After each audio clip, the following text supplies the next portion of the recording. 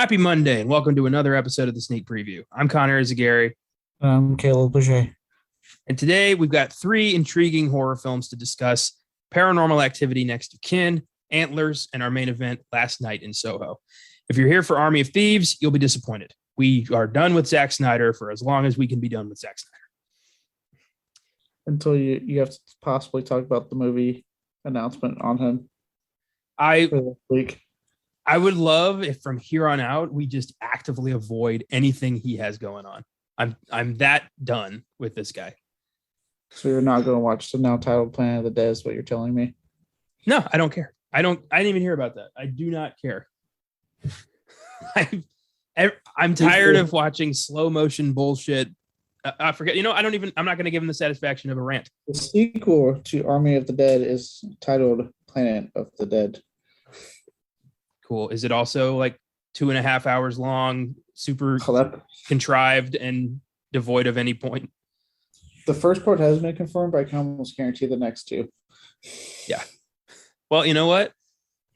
Next year, when Netflix throws him yet another bone, we will watch something else. I will find something, anything, some Norwegian shit no one's ever heard of. They got like a minuscule release in some village. We will find that and watch that instead. Anything else. I don't care. I'm done. I'll watch a marathon of A24 non-horror movies over this shit. I'm so tired. God. Yeah, there's the rant I wasn't going to give him. God damn it. That's what I'm here for. Oh, so no Army of Thieves. I don't care if it's good. I will never find out. Before we get into all this, too late. Let's see what happened last week in film.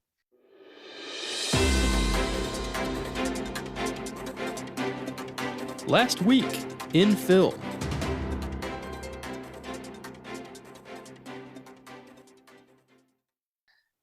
First up, trailers. 5 trailers to discuss today. Of course, Caleb, you are in the midst of a significant move, so obviously I don't expect you to have seen everything. And obviously, because of that, internet may be a bit spotty, so if you can't really hear Caleb that much, well, I hope this isn't your first episode. Don't judge the podcast by this one. Yeah.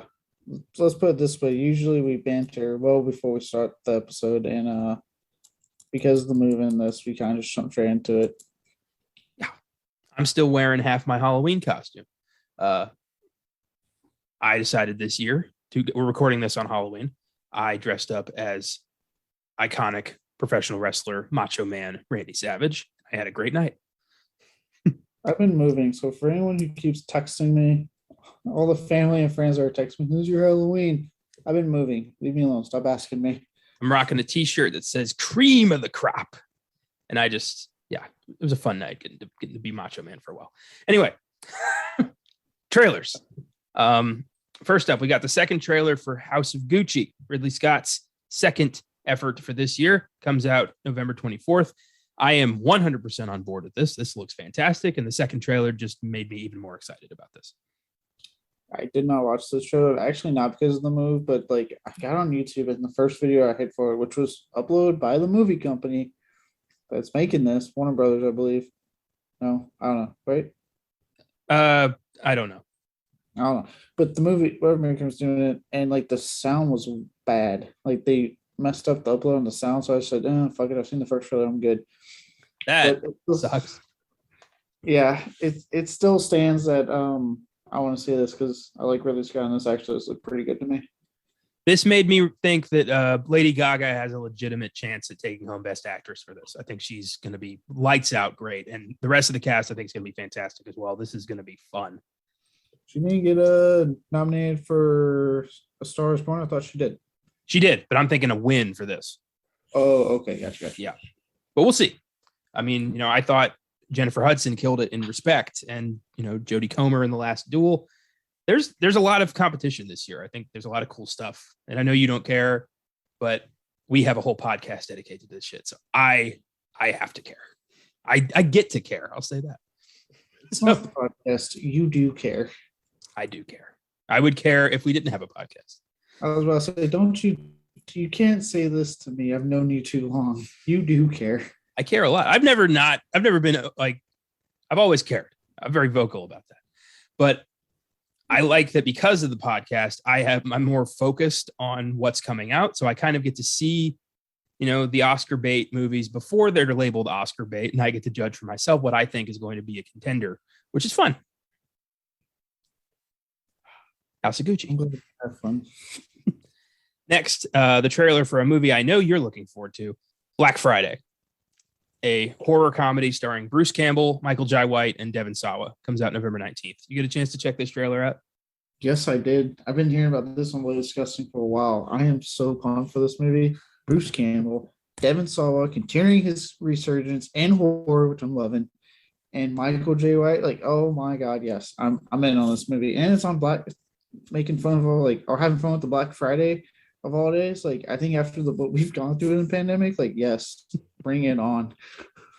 Well, I love the idea of just, a zombie parasite gets into the Black Friday horde and suddenly the horde of shoppers becomes a horde of zombies. That's perfect. How has nobody ever done this before? Yeah, they haven't done it before. And thankfully, when they have done it, we got like 3 pretty awesome actors in it. So I am all in.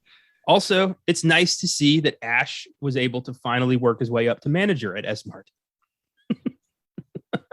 Yeah, Ash was able to work his way up to manager, and apparently Devon Sawa is done with Chucky and now dealing with zombies.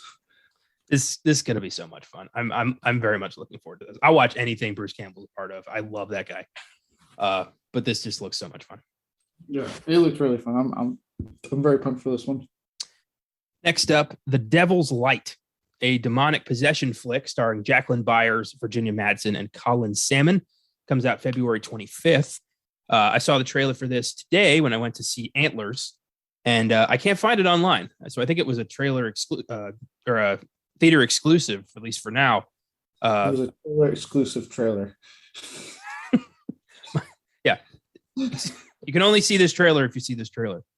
Only if you're a baby wrangler. Do you see this? God damn it.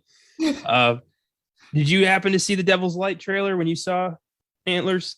Yeah, they showed it. At first, it looked good to me. And in the moment it kept going, I was like, another exorcism film that I've gone like 5,000 times. So, I don't know. I'm not as excited, just because I've seen this so many times. Fair enough. I remember when this was announced a while back, this got pushed significantly because of the pandemic. When we were putting together the sneak preview pilot back last year, I remember The Devil's Light was one of our early episodes, and then nothing materialized. So we pushed it. And I'm a little excited for some unfinished business. But I do agree with you. It does look like every other demonic possession movie. It's really hard to be original in that genre. The Exorcist kind of did it all. What really can be done at this point. And I know earlier this year you saw The Unholy, which you fucking hated. I did. I didn't get to see that one. So it might not be as fresh for me as it is for you. But there were some moments in this. This looked like it had a creepy atmosphere. The visuals looked intriguing. So I'm going to give it a shot. Every time they do these trailers, the visuals look creepy. The atmosphere is the same. It's so weird that I'm defending a horror movie that's on its way and you are condemning it. This is weird. I guess we'll see in February. Yeah, because you know what? I know how this sounds concerning how excited I am for Scream, but goddamn, the new Scream actually looked like a lot of fun. Yeah, I saw that trailer too today. Something about Ghostface this time is really freaking me out. I think it's just how tall this guy is. They had a big guy for him. It's incredibly intimidating. I believe this guy could terrorize anyone. I'm looking forward to Scream big time. Oh yeah, and that whole line. Oh, Sydney, it's an honor. Oh my God, the delivery of that line, it's like, oh my God. Next, I don't know about you, but I think this year has not been a great year for horror, at least what I've seen. So I'm hoping next year gives me some more surprises.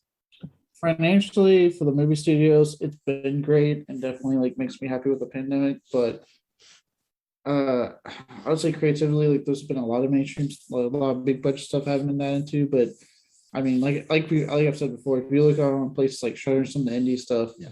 they've been crushing it. Home video release has been crushing. Actually, just a major home video thing off Orbit DVD. So it's been crushing in other areas, just not mainstream Hollywood big releases, I think. Yeah. And again, I'm not looking in the same places that you are. So yeah, maybe I just need to widen my area of focus when it comes to horror. You could say you should. Yeah. Next up, The Unforgivable, a drama starring Sandra Bullock, Viola Davis, and Vincent D'Onofrio, hits Netflix on November 20th. And we've been pretty, what's the term? Harsh on Netflix this year. Their output has been more miss than hit, and a lot of just green lighting anything that goes. And I don't know, maybe it's just, I think this looks worth checking out, but I could be wrong. It's so weird to me because it seems like all of a sudden Netflix is pulling out all the star-studded, like really big heavy hitters. It's like there's all this crap we've given you, and now we're ready for Oscar season. So let's give you all the stuff we've been holding on to. Did you happen to check out The Guilty? I forget if you were able to do that. No, I didn't have a chance to watch it. That was a Netflix movie that surprised me. That one was actually worth it, I think. And they haven't all sucked. Most of them have this year, but not all of them. Yeah, I'm going to see The Unforgivable. I'm going to watch this. Yeah, it's 50-50. There's one movie in particular that they picked up that I'll probably bring up a little bit more with Paranormal Activity that I'm still worried about. Yeah, we'll get to that. Finally, I'm very interested to hear what you have to say, what your thoughts are on this. The teaser for Pixar's upcoming Toy Story spinoff, Lightyear, starring Chris Evans as everyone's favorite space ranger, Buzz Lightyear. I don't think I've ever given two shits less for like a Pixar movie than when I heard that this was happening. And then when I saw that trailer, I was just like, I don't need this. Like, I'm probably one of the few people that like I liked Toy Story 4, but it still felt so unnecessary to me. Like, I was fine with 1 through 3. I was okay. Perfect trilogy. It ended just right. But nope, they want to keep it going. And the thing is, too, hopefully someone on this podcast that listens to our show can agree with me. Hopefully, the small audience that we have. There was a show called Buzz Lightyear show that they did that gave me exactly what I wanted, which was the story that they fucking talked about ad nauseum in like the first 3 fucking movies. I don't need a prequel based on supposedly the real guy in an animated movie that inspired the story. I don't want, God damn it, Pixar. And I know it's going to make money because it's fucking Lightyear. I was not expecting that. Okay. Doesn't make sense, don't you? I get where you're coming from. I think this is kind of neat. And I'm a huge Toy Story fan. We did a whole fucking Oscar Sunday about how much we love Toy Story. Lightyear, I'm intrigued. Like, what is, I want to see Buzz be a space ranger. I'm excited. And I did watch Buzz Lightyear Star Command when I was a kid. I did watch that show and I liked it. And now we're getting a movie that's basically that. And I'm on board. I'm curious. And Pixar, their track record fucking rocks. Let's be honest here. They've only done like 2 or 3 bad movies. So I trust them. Yeah. It's just, this is not the spinoff prequel that we need. I know. Just let Toy Story die. Just let it rest. I'm still bitter about Incredibles 2, honestly. Like, I don't know how whatever. Lightyear. We'll see it in June.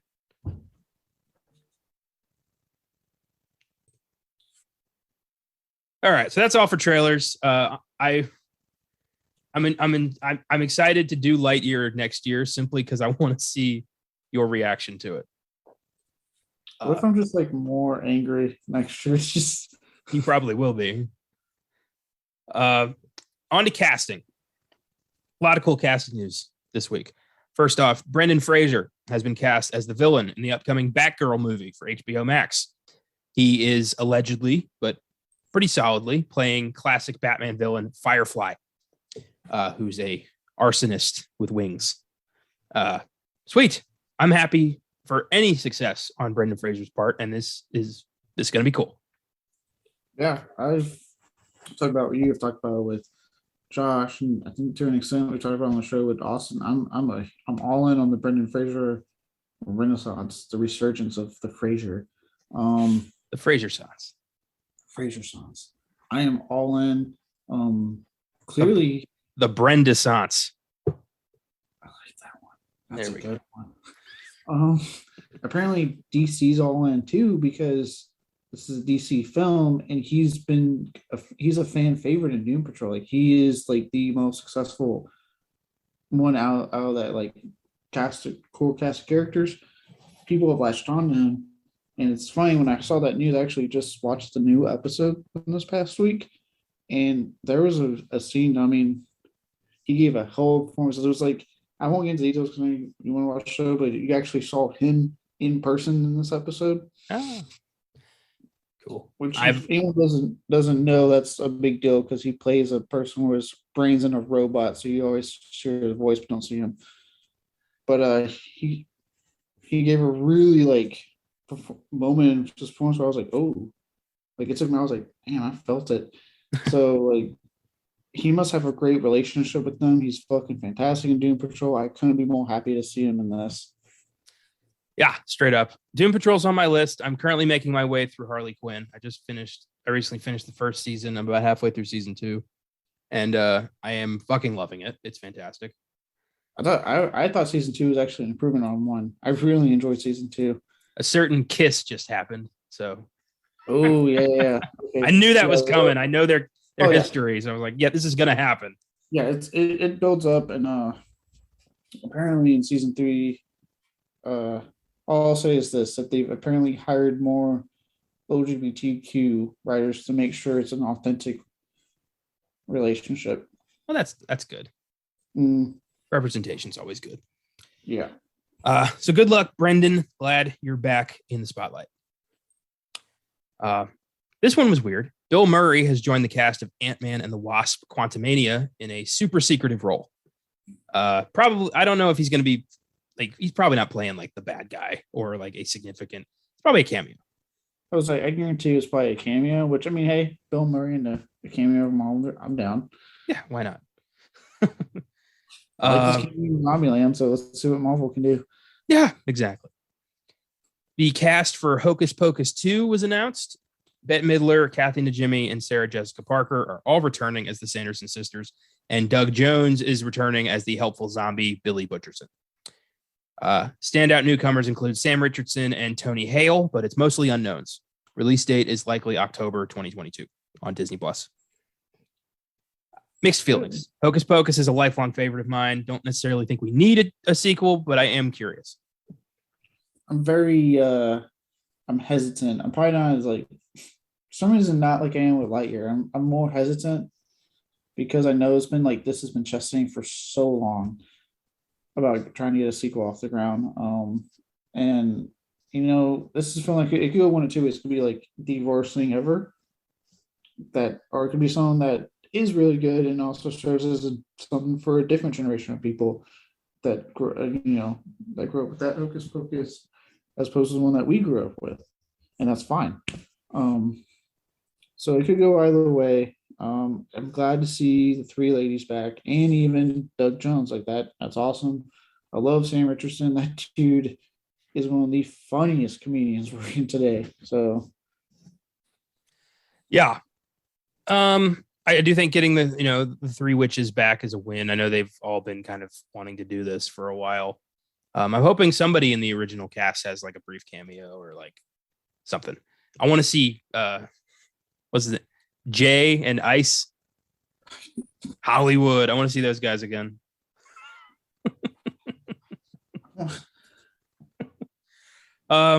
This was epic. I really hope this is true. I checked this as good as I could, and it is looking like this is accurate. Reese Ifans and Thomas Hayden Church are confirmed to be reprising their respective roles in the upcoming Spider-Man No Way Home. Ifans played the Lizard in 2012's The Amazing Spider-Man, and Church played Sandman in 2007's Spider-Man 3. IMDb has them listed as in the cast. And this is a bunch of different news sites announced this. So I'm going with this is true.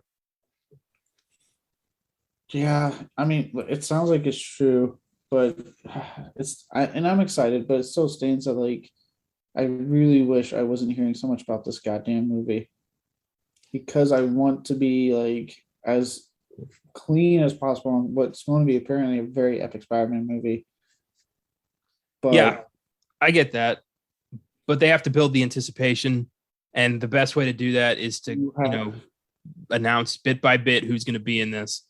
Or you don't have to go anticipation, because there's two hugely successful Spider-Man films within the MCU, which is an overall long-running successful franchise, has a fan base, still makes millions, like a Shang-Chi's success.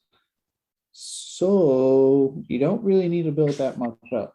I agree with you, but a movie needs to they need to market this thing, or else Disney's going to be like, this might not make money. That's how they think. You have to market this. That you need toys, you need anticipation, you need trailers. It literally comes out the weekend that everyone's off for Christmas break. I know, and I also don't want to know too much, but I understand why they're doing it. Yeah, I mean, look, I know, I see what you're saying. It's kind of frustrating. I think also I'm still having some like feelings about the fact that Nightmare Alley is coming out that fucking weekend, and they have yet to move it. And I'm like, just fucking move it up a week. Yeah, really stupid. I think they're going to push Spider-Man. I think that's going to happen. I don't see how this thing is done by December, and I don't know. I think it's been done. You said that about Shang-Chi, and that came out on time. True. You actually said that about every Marvel film this year so far, and the ones this year are coming out on time. It's the ones next year that got moved. Fine. We'll see. I don't know what's happening. This could all be, Feige fucking with us. I don't know. What if it's the most pedestrian Spider-Man ever? Like, well, he came out and said, like, fans manage your expectations, which is like, oh boy. Because if Maguire and Garfield aren't in this thing, some fans are going to lose their fucking minds. I might be one of those fans. I really want to see Maguire in the suit again. At this point, everything they've been saying, everything that's been done, like, it would be weird if they're not in this. So we'll see. I'm hopeful. I know I've yet to be, honestly, the entirety of the MCU, I've yet to really been like disappointed or upset to a big degree. Even their like worst movie, still watchable. So I'm giving them complete faith. I'm even, Eternals. I'm on board until I see the movie. Oh yeah. I mean, I know, like, I've been seeing some of the early reviews. I'm on board, but I'm one of those, like, I can look at reviews and then go in with my own like my own like checked expectations. Like, okay, like I see what they're saying, but let's see what it does for me. Yeah. Exactly. It's just a basis for me. It has no bearing on what I'm thinking when I go in to see the movie. Yeah, it's a big part of an upcoming show we're working on. Reviews don't necessarily equate to quality. Yeah, at the end of the day, this is all subjective. This is just some jackasses' opinions, or as our YouTube comment says, old farts talking about the movie. It was just farts. It wasn't old fart. We were just farts. Oh, sorry, farts. That was hilarious. I did hear that Eternals is getting review bombed by people who are pissed that there's LGBTQ representation in it, which happens regrettably. I wouldn't be surprised, honestly. Like, I know I've kind of said what I've said, and probably whenever I put a certain movie that I've bitched about a lot, for me, Christmas, for our new show. Oh yes. Yeah. Like, look, I'm like this, man. Like, I ultimately don't care. You want your movie to have representation? By all means, yes, because we don't live in the world that Hollywood thought we lived in for so fucking long, apparently. Like, so yeah, I have no issue with that. I have no issue with them tackling very so like current political, like current themes. Just don't like I said, I'll just say it like I said with Black Christmas 2019. Don't yell at me. Don't make me feel bad for literally just being born. Like I had any say in me being a white male. There's no way Marvel's going to do that. There's no way they would ever do that. They just have, some gay characters. That's literally it. Like, just all I've ever cared about my entire life is the quality of the movie. I don't care who's in the movie. I don't care what's in the movie. I don't care what your agenda is. I don't care what your race, color, creed, sexual orientation. I don't care. I just want the movie to be good. Literally in every genre, every film I've ever watched. That's all I care about. It's like, and I don't get people that like for example, right? Like, because we talked about a couple of weeks ago with Skyfall, right? And that line dialogue that I put on my list of like, who says this is my first time? Like, how many fans fucking melted down because, oh god, James Bond may have fucked some dudes? Like, who gives a shit? Who cares? Yeah. If you've ever watched a James Bond movie, you know that guy will fuck anything that moves. Yeah. I'm like, who? Like, does it take away his cred, his badassery? I don't think so, because he can still kill you if he wanted to. Like, who gives a fuck? I don't care. I honestly, I would love if the next James Bond is like fully openly gay and just banging dudes across the world, saving it as he does so. I would love if that happened. That'd be hilarious. Bond girls, we have Bond boys now. Yeah, or just Bond guys, hooking up with, what if like during the fight with like the henchman that's like slightly disfigured for some reason, like they just start making out, and now he's like he convinces him to help him fight the bad guy. I don't know why, but I'm thinking of the fight scene in 21 Jump Street at the end with Jonah Hill when he's fighting that chick and she keeps like trying to make out with him. He's like, "Oh my god, what are you doing?" Oh yeah. I'm just so confused right now. It's been a minute since I saw 21 Jump Street. That's such a funny movie. I don't know why, but my favorite thing about that movie is that Channing Tatum was able to learn chemistry. At the end, when he's like discussing it, like it's like a brotherhood, it's like a bond. Like that makes me laugh so hard. Anyway, it doesn't matter. Representation is important to people who don't have it. So let them have it. It's no skin off your ass. Just shut the fuck up and enjoy the Marvel movie. And if you're review bombing a Marvel movie because of that, you're the dick, you're the jackass. Like, you're the pathetic loser, in my opinion, not the fucking Marvel movie that dares to have representation. Anybody who gives a scathing review to a movie you haven't even seen yet is a piece of shit. That's a fact. Or a glowing review. You're a piece of shit too. You're an ass kisser. Watch the movie, then make your decision. Yeah. Look, guys, this is it. It's 2021. Guess what? We live in a world where people are different colors. People have different sexual orientations. We have different gender identifications now. Yeah. That's the world we live in. Get over it. Who gives a shit? Yeah. Here's something I do give a shit about. Lee Winnell has left the director's chair of the upcoming Wolfman reboot. Frequent Ryan Gosling collaborator Derek Cianfrance, I don't know how to say his name, has replaced him. I was actually gonna hope you knew how to say it, because I was like, I don't know how to say this fucking last name when I heard the news. I'm gonna go with Derek. I'm gonna go with Derek. See, look, now it's flipped. I'm always the one fucking up names. Fuck you guys. Now the shoe, it has flipped. Well, I am, I had so little time to put this together. It's a miracle we even have a script. So, Derek, I didn't look up any pronunciations. Look, I understand. If anyone wants to know what I just did, I literally just got from seeing last night in Soho. So we had to make this episode around Caleb's move, Halloween, and 3 big releases, 2 of which were theater exclusives. So you're welcome. And guess what? Tomorrow's episode, I'm doing it around the fucking movers coming in with my stuff tomorrow. So it's gonna be great. It's gonna be another fun day for me. So yeah, Derek is replacing Lee Winnell. Gosling and Derek previously worked together on Blue Valentine and The Place Beyond the Pines. So expect a dramatic, thinky werewolf movie. as opposed to Lee Winnell's action-packed horror extravaganza it was going to be. I can't seem to find why Lee Winnell left The Wolfman. From what I understand, it was scheduling conflicts. He sounds like he may have had another project lined up, and he went to go take care of that. That sucks. Yeah, I'm not going to count this out just yet. Because don't get me wrong, I really did like the idea of Lee Winnell being the one to come in and do a Wolfman movie. But I think if Blumhouse plays their cards right with this, and I'm sure they will, and they picked a director that has worked with Gosling before, which I think was an important thing to do. If you were going to do this, get someone that Gosling has worked with before. So there's a familiarity with this director and our main star. Yes.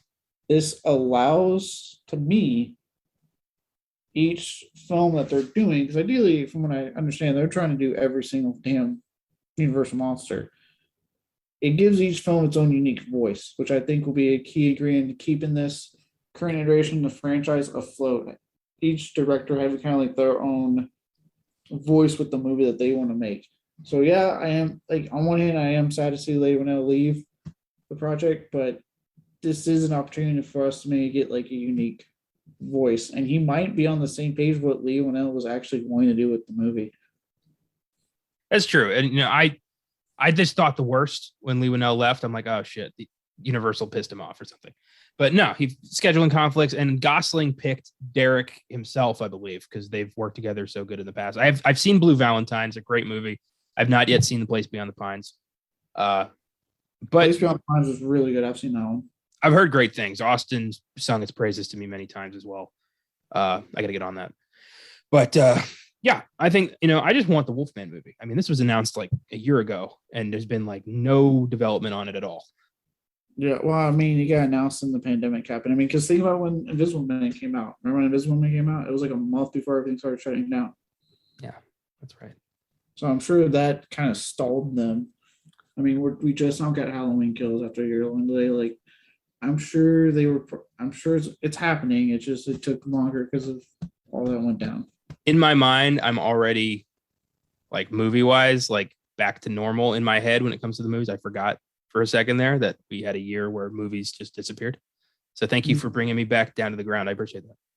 You're welcome. Look, we're getting two types of films right now. What they were done with and they could finally release, and then we gotta wait a bit longer on because they were mid-development and then everything shut down. Is the Batman the last like delayed movie that we're gonna like that we'll get? I want to say yes. I want to say they fucking stockpiled for this year. I want to say the Batman is the last one, even though that's supposed to be this year. But Tyson got COVID. I think someone else got COVID, which got a smart slot. Yeah, I just read Jason Momoa's got COVID now. Oh shit! Don't have to delay Aquaman 2 now. Probably not the whole production, but they have shut down for a couple weeks while he quarantines. I was like, that's actually currently scheduled to come out on my birthday. And I actually liked the first Aquaman, so I thought, ooh. Yeah, I too thought, ooh. I hope he's okay. He's probably all right. He's Jason. I'm sure. He's like The Rock. That guy's built like a god. He's fine. The only thing I'm worried about is I hope he doesn't lose too much muscle tone because of this. I hope he can grow his beard back. That's what I hope. Finally, and this should come as no surprise, Warner Brothers has officially greenlit a sequel to Dune, set for 2023. Dune is doing really well, and Warner Brothers is like, you got your sequel, Denny.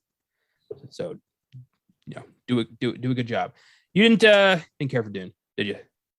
No, and I want to put it on record. Oh my god! Really listen to the episode. All right, I understand it came off as me just hating this guy and hating the movie. I'll say it right this time. Denis Villeneuve. Let it be known, prior to Dune, I actually really liked damn near everything of his I watched. I love Prisoners, love Sicario. I liked Arrival, man, love it, but I did like it. Really liked Blade Runner 2049. I thought the guy was crushing it. For me personally, and this is coming from someone who hasn't read the book, so I don't know if that may have affected it in some way. I thought visually he knocked it out of the park. It was a visually impressive film. Not the most visually impressive film, but visually impressive. I just thought the story and the characters is what felt so hollow and cold to me, and it was hard for me to get into that. So that's why it didn't land for me. I'm happy that those who liked it, seems like a lot of people liked it, are getting their sequel, and they're not going to get left hanging because it just kind of ends. I still think it's kind of dumb that Warner Brothers didn't in any way, shape, or form tell them to go ahead and start some kind of pre-pro, and that people have to wait now 2 fucking years for part 2. Okay. I haven't read the book either. And I did like it. And 2 years, I'm fine with that. Honestly, I liked it. I'm not like, I'm not going to go through withdrawal. I don't need another Dune right now. 2 years, I think, will be good enough for me to kind of, read the book. Yeah. So yeah, you didn't like it. Okay. I don't care. Something to let it known. I know it came off like I just really hate. I mean, I really do hate Villeneuve. I fucking despise that human being. But it had nothing to do with my dislike of his Dune. I just didn't fall in love with it. Fair enough. So that is all that happened last week in film. Before we get into Last Night in Soho, let's talk a bit about the other releases. But before we do that, I do want to bring up a film I was able to see that we had missed in the past few weeks, The Last Duel. I was able to go see this last week. And it's an upsetting movie. It's very good. Ridley Scott outdoes himself. The battle scenes are extraordinary. The performances are fantastic. The subject matter is depressing as fuck, but I knew that going in. It's very long. Does not need to be 2.5 hours.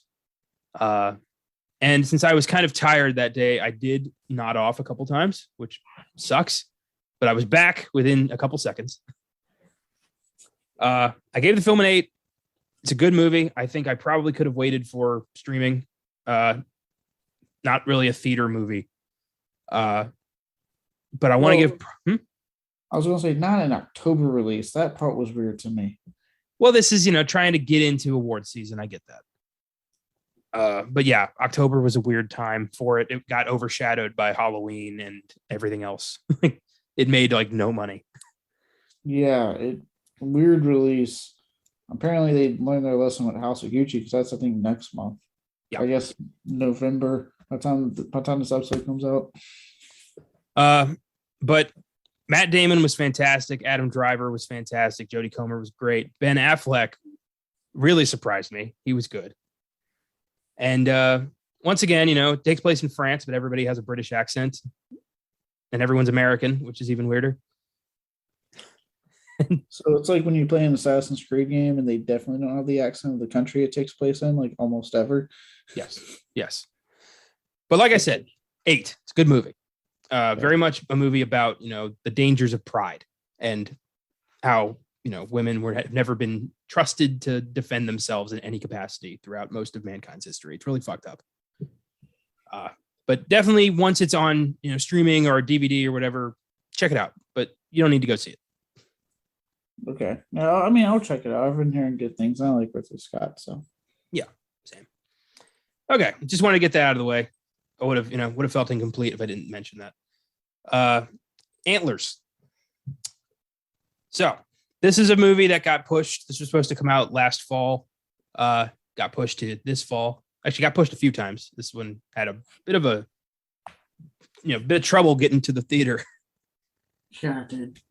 And it wasn't terrible. I thought it was going to be so much more. Why don't you go ahead? Because I know you enjoyed this. I was about to say, who's going to go first? The one that liked it or the one that didn't? All right, the one that did. I was anticipating this film highly, last year when it was supposed to come out. I remember being so excited for it. And then it kept getting delayed. And at one point, I started wondering, is it even coming out? Because I wasn't seeing advertising for it. I didn't hear about its new release date. And then I think we looked it up and I was like, oh, thank God. And I remember seeing the trailer pop out for some movie I went to go see, and I got so excited. And sitting in the theater, I was like, oh God, finally I'm on Antlers. And overall, I really liked it. I know a lot of people bitched about the the obligatory exposition scene with the Native American ex-sheriff. I can see where that's a little problematic. I get what people are coming from on that one. Admittedly, I don't see it not from what they're saying, but just from the fact that so many horror films do that, where they just get someone to just exposition dump. Usually a well-known actor. Well, in this case, it was too. That Graham Greene. Oh yeah, that's right. Yeah, he was. Yeah, so it's like I see what they're saying, but I'm like, you guys actually need to watch, see how many horror films fucking do this ad nauseum. At least in this one, they actually got a fucking Native American instead of some random white dude. But besides that, I think what I liked about it so much was it was a creature feature that had a little bit more to say. I liked how it dealt with themes of abuse and trauma mixed with the Wendigo legend. And then on that front, oh my god, the creature design was so awesome to me. I fucking love it, especially the part when it rips out of his body. Oh, and the gore in that movie. Oh my god. If you love gore, this film delivers. All fair points.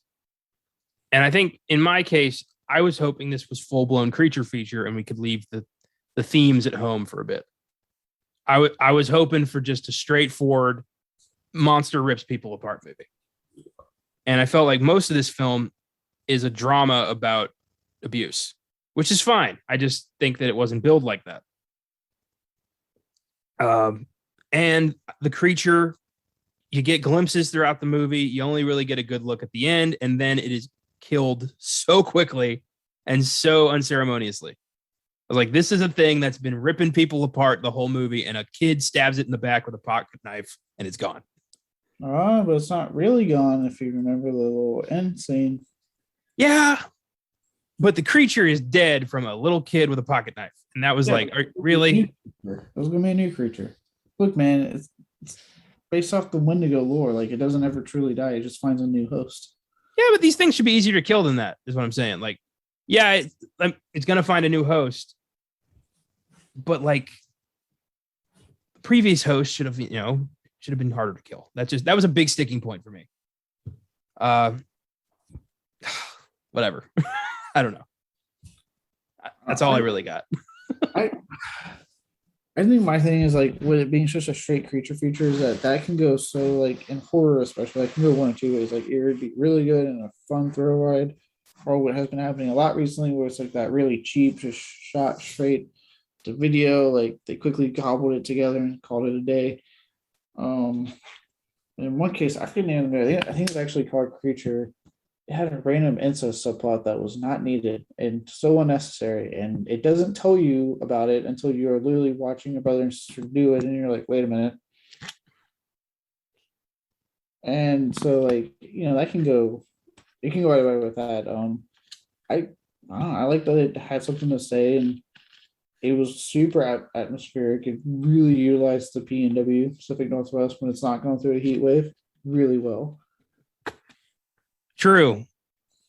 I think I wanted it to be scarier. I wanted more Wendigo action, and I wanted a little less drama. I've seen so many horror films this year that are just dramas wearing a coat of paint, and I would very much like that to stop. You're really on that A24 hate train. Yes, I am. It's happened so many times this year alone, man. I'm so tired of it. Just give me a monster movie where a legendary creature just eats people for 2 hours. That's all I want. Dude, you gotta see the After Effects. You gotta see that one kid get fucked up. Actually, no, I didn't. I went to the bathroom and came back as the kid was being killed, so I didn't actually see that, which sucked. Damn it. That was an awesome scene. Yep. So my cousin told me. I took my cousin Miles to see this, and he was like, "Oh, dude, you missed a big part." I'm like, "God damn it!"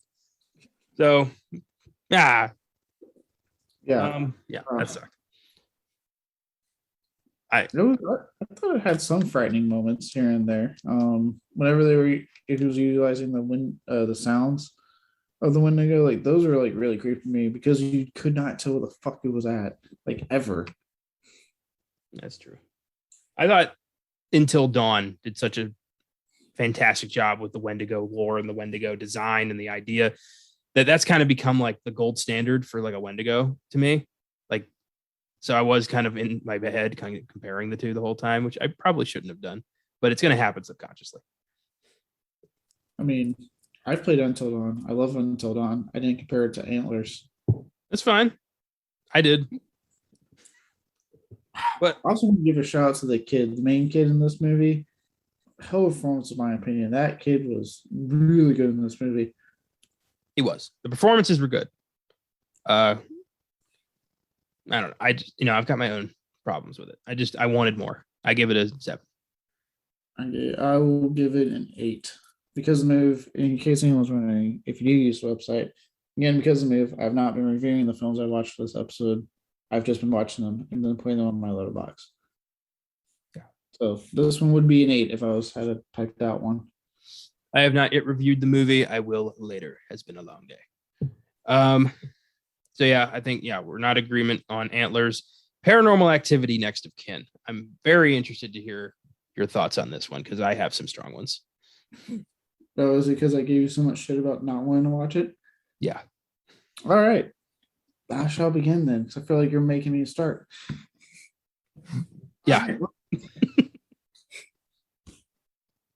Oh boy. Okay. How do I start? Well, first off, it starts out kind of incredibly boring, and it doesn't really do anything exciting for a good chunk of its runtime. I get that they were making this to be. I did the writer for this movie got on Twitter to explain some stuff about it. It was meant originally as a reboot for the franchise, and then I guess the studio was looking in the middle, so there was some issues behind the scenes that were happening with this movie. With that said, like what I'm given, especially coming from this writer, he was giving me like Freaky and the Happy Death Day movies, which I love those movies. This movie is just like I said, it's boring. There's not a lot that really happens.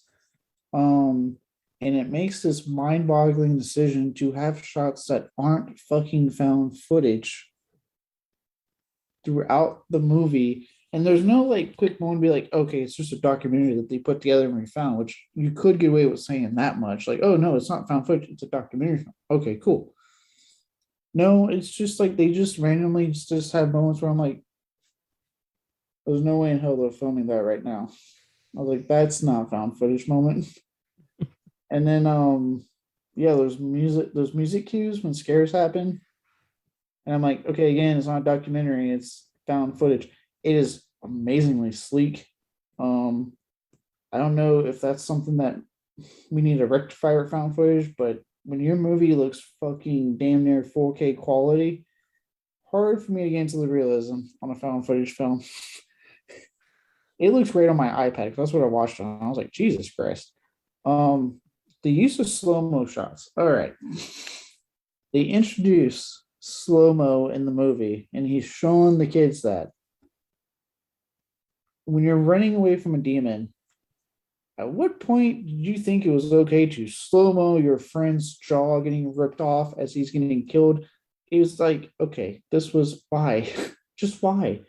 With all that said, the silver lining, hint, hint, folks, for an upcoming show, is that it had a bonkers third act end. Like that when they were going back to the village after they escaped the demon, like I loved all of that. Like that bonkers, just everything's on flames, people were just acting crazy. That was awesome. And everything was like, where was this the rest of the fucking movie? I liked that, and I thought what generally creeped me out, because I was watching it late, lights were off.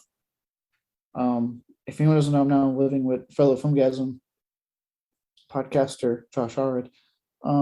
Josh was asleep in his room, so I'm alone in the dark. And that scene when the cop goes in the room and the dude's crying and sounds like a fucking baby, legit gave me chills. Okay. That part was creepy. But again, notice all of this happens at the end of the fucking movie. And then the movie ends. Well, so with a Paranormal Activity movie being stuck in production hell for so long, Is this what we all wanted? I don't think so. For one thing, this has absolutely fuck all to do with the previous 6 movies. It's not a Paranormal Activity movie. They just slapped that on to get brand recognition, and that really pissed me off. Just call it Next of Kin. Just released a movie called Next of Kin and have this be an original found footage ish horror movie. What's wrong with that? I mean, yeah, still would not have been great, but go on. Yeah, I agree. It wouldn't have been great. The music cues bothered me more than anything. Like, it totally took me out of the movie. There's a few found footage movies that did that. Like The Pyramid comes to mind, that had that same thing, and that really pissed me off because it took me out of the movie immediately. I'm like, oh, this is not found footage. This was made in a studio. Like, you can tell just right there. And yeah, the 4K camera really bothered me too. Like, yeah, this guy, she's filming a documentary about her would-be family, and she's doing it with like a $2 million studio camera. It's like, I think they forgot that when you make a found footage film, the reason ones like Blair Witch worked, and just excluding the marketing part, that was obviously the hugest factor in Blair Witch working. I'm aware of that. Yeah. But things like that, and even like, okay, going back to the original Paranormal Activity, right? They didn't look like a Hollywood production. They had such a strong dedication from the filmmakers and the actors to make something that felt genuinely real, so as to get the reactions they got out here, and why those are 2 now landmark films in the subgenre. Like, those are like the 2 of the biggest gold standards. When you take that away and you try to say it's found footage, I don't feel the fear. I don't feel what you're trying to tell me, because you've lost that sense of realism, because you want to add shots that are clearly what a Hollywood movie does. Yeah. So one thing I really liked was the setup. The Amish have always kind of made me a little uncomfortable anyway. I always feel like they're hiding something. And I'll say it, they creep me the fuck out. The bit where they get picked up by the mailman and they start talking about the farm, and he's like, "Oh, they're not Amish." Like, that gave me goosebumps. That was good. Yeah. And the whole, like, the pit under the church, I was really hoping for more there. Didn't really get it. What else we got here? It does continue the Paranormal Activity tradition of being ridiculously boring until the last 20 minutes. They've all done that. Well, I make an argument that I will always defend the 3rd and the 5th movie, the marked ones. They actually felt like they were doing shit throughout the movie, and then had a really good finale. I'll give it to 1 and 2. Honestly, they're the only 2 I tolerate. I'm assuming. Sorry, I was gonna say, did it bug you when like she puts the camera down, whatever, and all of a sudden it's like a fucking actual movie out of nowhere, no context? That bothered me. And then moments where the guy would be like, "Holy shit!" And then like when they're like running, and he'd be like, "Oh, don't forget to grab the camera." They just keep going. Like, that reminded me of Cloverfield, where TJ Miller just kept like picking up the camera, and they're like, "Just drop it, dude." He's like, "No, we got to film this." That part of it bugged me, because it comes necessarily with the territory of found footage. It was more of the fact that those Hollywood shots, because it wasn't even like, like, let's say like Behind the Mask, right? I know it makes that flip halfway through, but there's a reason for that flip. There's that flip is the payoff to what you just saw. Yeah. Now I know, like, again, I'm aware that like people fall on a love or hate it camp on that. I know you weren't as into it as I was, but I get it. But I mean, for me, like, I liked it because, again, there was a payoff. For me, it was just a random shot of, yeah, this is actually us just filming. We're not found footage this part. I'm like, why? I think they missed an opportunity to tie this to the original films. Like, why not have this Amish cult be part of that coven? Why not have, instead of Asmodeus, be like the demon from the fucking, what's his name? Toby? Mm. Yeah. Why not reveal that was, Toby's real name is Asmodeus, and like they trapped him here or something? Like, I mean, just if you're going to be part of a franchise, join the fucking club. I get the feeling that, and this being a soft reboot like they were planning, it was eventually going to probably tie into like the actual like main series. Yeah. But it, apparently, and again, like I said, with the maybe I'll bring it up here. The fact that clearly someone along the way lost faith in this fucking movie. So I don't think what they probably had planned going to happen, because it was supposed to be a theatrical release. Obviously COVID delayed it at first, but then they delayed it all the way up to 2022, and then out of nowhere, and actually against the random need to put COVID references in the movie that don't amount to anything. But moving on,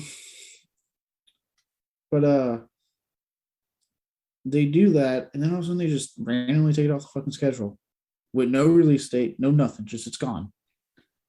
And then like maybe a month ago, they're like, yeah, it's coming to Paramount Plus. Check it out there. Paramount Plus exclusive, guys.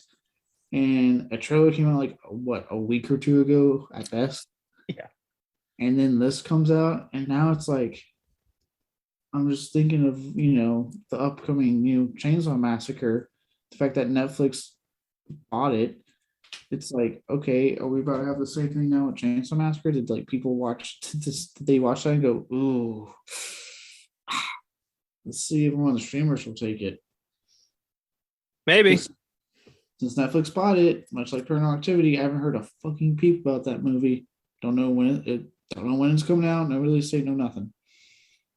Paramount Plus needs to figure their shit out, because they've had 2 major film exclusives this year and they both sucked. So I don't, that's 2 strikes. Is this maybe they should just stick to TV? They're doing great with Star Trek, but honestly, they should just stick with TV, because Star Trek's fucking making big bucks from them. Yeah, but Infinite was awful. Next of Kin ain't winning any awards. I watched it alone at night with the lights off and felt nothing. Which I don't know if that's just me, if I've become so jaded because of all this shit, or if it was just not a great movie. But after hearing you talk about it, I think it's just not a great movie. I was look. It's for me. It's not a great movie because I haven't watched anything for Jackson with the lights off, and I had moments where I was like, "Oh God, okay." Oh, dude, the 8 foot tall ghost. I turned those lights back on and had to stop myself from having a fucking heart attack. So, yeah. Yeah. So like, a movie can still get me if it does good, but there's just so much with this movie that I spent more time with this movie going, "Why are you doing this?" Then you really focus on the movie. I think at one point I finally just said, "You know what? I'm just going to play solitaire on my phone." I had more fun playing solitaire on my phone than actively watching those. I was like, "Oh, I'm so fucking." It's like, God damn it!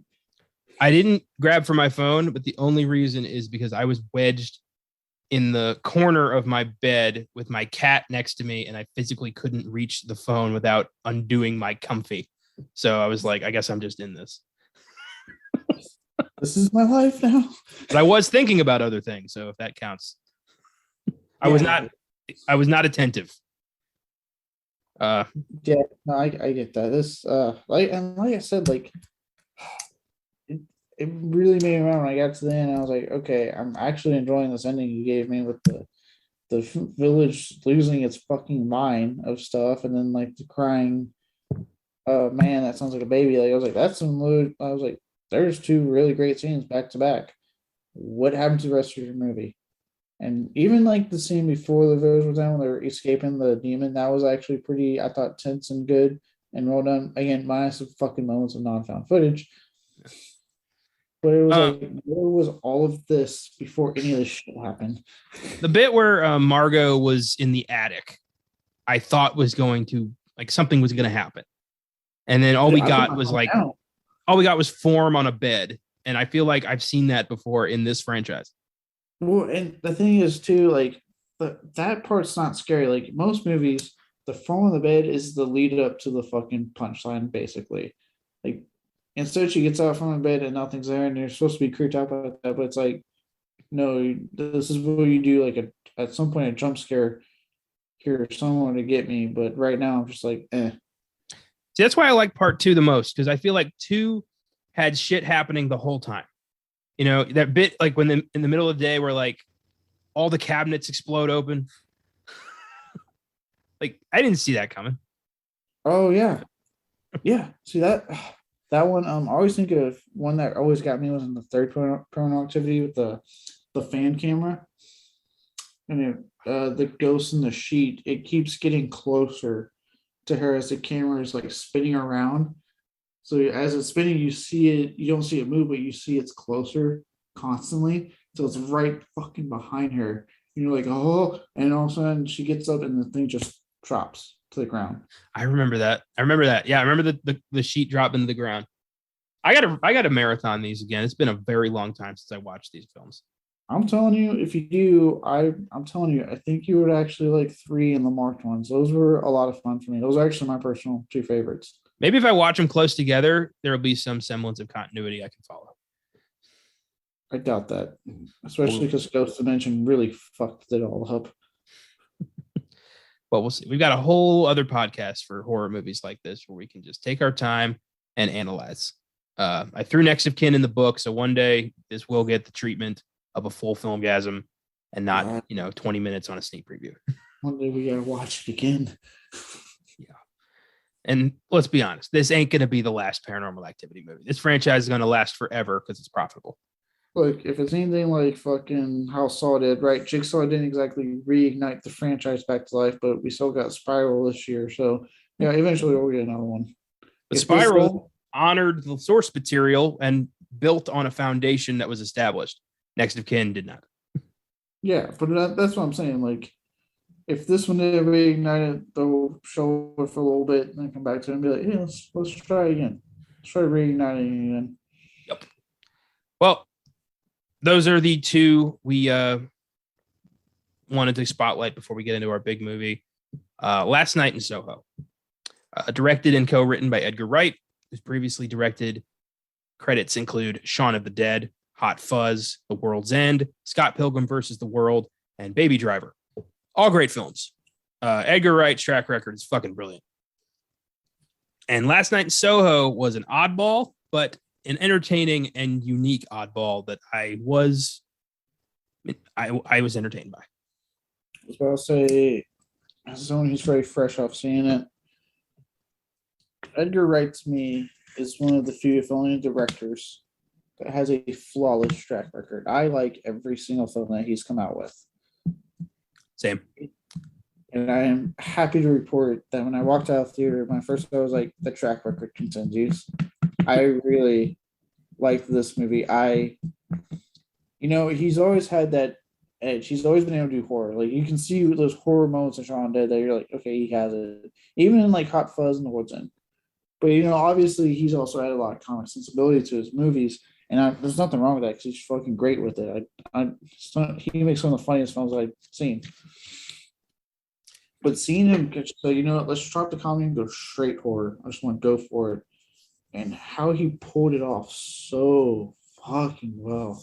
I was like, hell yeah. I was like, it was in there. And finally, we get to see it. This movie showed us like the full horror side of Edgar Wright. And I fucking loved every second of it. Nice. That's high praise.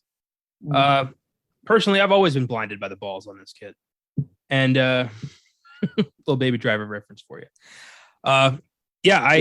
You picked the Kevin Spacey one? I love that line because of how fucked up it is now. Edgar Wright. Yeah, he's fantastic. Obviously, the Cornetto trilogy, very dear to my heart. I love those movies so much. And Baby Driver was really cool. Last Night in Soho, I think, is his most his most well-constructed film in terms of like set design and sound design. I was very surprised at that. Like, the way he reconstructed 1960s London was fucking gorgeous. Very impressed with that. The performances are lights out. And the story is engaging and creative, and I love that. I got nothing but praise here. I'm the same, man. The performances are great. The story, like, I remember me and Josh talking about it on the way back. I called the first twist with the guy because I remember when they, it gets revealed, I was like, okay, that makes sense, because I remember watching the trailers going, there's no way this guy's supposed to be the older fucking Matt Smith. There's no way they're going to put that in the fucking trailers. Yeah. unless they're fucking real shitty marketing team. So that one I was like, okay, I kind of saw that. Okay. But then I was like, okay, well then what's going on? Like immediately I went from like, oh, okay, then like, wait. And then like I can truthfully say I did not get the fucking ultimate twist that happened. I didn't clue into it until you see her Mel, and it has that. And they show the first thing for a split second. I was like, oh no. I did have my suspicions after Terrence Stamp gets wrecked by that fucking cab driver who keeps popping up and almost killing people throughout the entire movie. Um, After that, I was like, wait a minute. I started thinking like maybe the twist is she killed him. So I started kind of putting it together, but I wasn't sure if they were really going to do it, and then they did, and that was great. But yeah, Terrence Stamp, actually, I didn't call that one. I had my suspicions when we met the younger guy in the montage, and he kind of looked like Terrence Stamp, and I'm like, wait a minute, who's this guy? But we'll get into that. The cast. Thomasin McKenzie stars as Eloise, a shy, soft-spoken, aspiring fashion designer obsessed with the culture of 1960s London. McKenzie was in Jojo Rabbit, The King, Old, and she can be seen again in the upcoming Netflix Western drama, The Power of the Dog. Yeah, she was the older daughter in Old. Really? Yeah. The one who, like, not the one who becomes pregnant, but the other one. Yeah, no, yeah, the main character, Yeah. I guess, whatever you want to call it. Oh, okay. She's a lot better outside of Old, but we talked about that already. Yeah, she's fantastic in this. I thought she was brilliant in Jojo Rabbit, and she was the Jewish girl hiding in the walls. That's what I was going to say. She was behind the walls, wasn't she? Yep. Okay, And then yeah. No, she. Yeah. I'll say outside of Shyamalan, she's a fantastic young actress. Outside of Shyamalan, most of his performers are great actors. It's almost like there's something wrong with the writing and the direction. But yeah, Mackenzie proves with this one that she's here to stay. She can lead a film, and I'm excited to see where she goes. Yeah, I was. I really liked her. Like, like I went into this, like, I'm sure we're gonna talk about her, but I knew Anya Taylor-Joy was like going to be good. She's proven herself to me numerous times in past movies. I was like, but Thomasin McKenzie, she's a little bit newer. Like, I didn't even recognize her in Old, but I was about pretty much like checked out about halfway through that movie. And I keep forgetting that she was to go in the closet and Jojo Rabbit. This movie. I mean, I guess you could say like really her centerpiece showcase movie. She just aces it. She is fantastic. From seeing her transform from this very shy, like country type girl moving to the big city and pursuing her dreams and that wide eyed to like her transitioning to becoming more like Sandy and more with like the heroine, really kind of coming into her own throughout the movie, and then just being determined to solve this crime. Like she was lights out. My one beef with the movie is her bitch roommate never really got hers. Yeah. I was really hoping for at least like a fuck you from Eloise, something. I was honestly, I kind of was hoping she would have gotten stabbed, but that's just me. Yeah, this movie would have a very, not a very happy ending if she just straight up stabbed her in the forehead with shears in the middle of the library. Remember the dude's reflexes, like, dear God, he got that quick. I would have fucked that up and been like, oh God, oh, and you stabbed her. Jesus. Anya Taylor-Joy plays Sandy, the 60s girl that Eloise becomes attached to. She's one of the biggest rising stars in Hollywood today, having appeared in such films as The Witch, Emma, Split, The New Mutants, and the popular Netflix miniseries The Queen's Gambit. She's set to appear in Robert Eggers' Viking adventure The Northman and the upcoming Mad Max prequel film Furiosa. So she is big stuff right now. And this is just another, feather in her cap. Very good performance. Yeah, no, she's really good in this, and her storyline was dark as shit, but also very on point with that time, you know? You come to the big city with any kind of talent, it's going to be used and abused, and you're going to be just dried out, and you know, it's really fucked up. But it made sense. I like, a lot of people were saying about this movie that Edgar Wright kind of uses nostalgia against you, kind of shows you like the good old days are dead. They never existed in the first place. And that's kind of brilliant. Yeah. Yeah, no, it's he was talking about that on the postmortem with Mick Garrett's podcast episode I was listening to. And I get it, because he's really kind of tackling that idea about, you know, here we are so focused on the past, and like, you know, the nostalgia of the 60s or the 70s or the 80s, right? 90s seems to be coming up here now. I keep seeing more and more for 90s. That seems to be the new one. But, you know, like this nostalgia, because people have in their head that like nothing apparently was wrong back then. And I'm like, a lot of the issues we're facing today were still around, still prevalent. Yeah. Some issues were more open, some were just more underground than they are now. I was like, but they were there. And this film kind of shows that, like, she wants this so bad, but then she forgets that even in the 60s, dudes would take advantage of young girls that wanted to be famous. Yeah. I like how at the end of this, though, Eloise is kind of, you know, with her fashion show, there's like a blend of 60s and modern. Like she's found a balance of nostalgia and looking to the future, which was good reckoning. I like that you know, theme going. Yeah. Matt Smith is Jack, Sandy's pimp, and a complete asshole, just the worst kind of person. To put it lightly. Yeah. But he's also just so damn charming. But that's just Matt Smith. He became an overnight success when he was cast as the 11th Doctor on BBC's Doctor Who he played for 3 seasons. He was also in Terminator Genesis, Pride and Prejudice and Zombies, His House, and the Netflix series The Crown as Prince Philip. He's set to play the villain in Marvel and Sony's Morbius, and he'll star in HBO's Game of Thrones spinoff series House of the Dragon as Prince Daemon Targaryen. And I wish him all the success. I've heard he is like such a stand-up guy, very nice, loves his fans, and I'm glad he's finally able to get a film career on track, because Terminator Genesis did not work out for anybody. But here we are.